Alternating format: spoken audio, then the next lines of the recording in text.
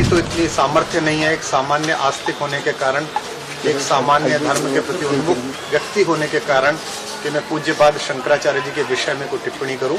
शासन को संवेदनशीलता से काम करना चाहिए। जो भी व्यक्ति संत प्रवृत्ति से आता है, जिसके भी शरीर पर भगवा है, जिसने भी स्वयं को धर्म संस्कृति के लिए अर्पित कर दिया है, उससे संवाद करते समय एक थोड़ी सी मर्यादा, थोड़ा सा जिम्मेदारी का भाव रखना चाहिए।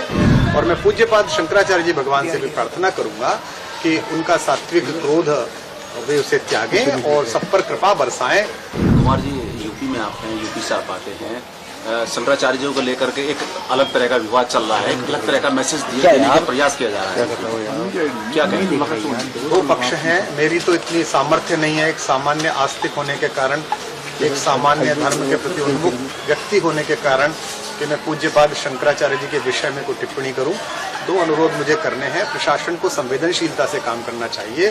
जो भी व्यक्ति संत प्रवृत्ति से आता है, जिसके भी शरीर पर भगवा है, जिसने भी स्वयं को धर्म संस्कृति के लिए अर्पित कर दिया है, उससे संवाद करते समय एक थोड़ी सी मर्यादा, थोड़ा सा जिम्मेदारी का भाव रखना चाहिए।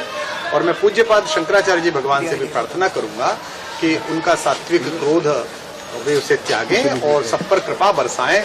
उनकी परंपरा के कारण ही धर्म का, दर्शन का, संस्कृति का मान बढ़ा है।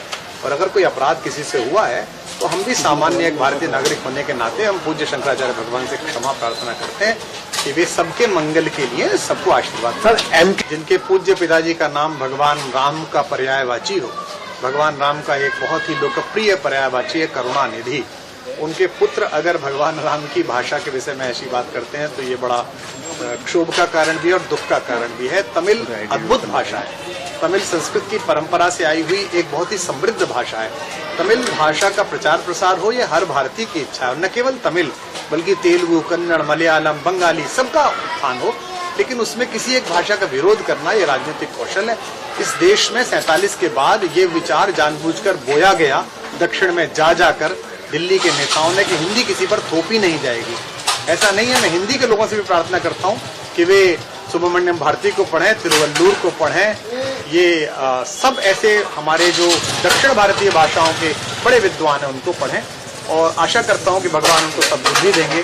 उनके दादाजी का नाम जिन पर है वे राम, और वे भाषाओं के विरोध की प्रवृत्ति त्याग देंगे।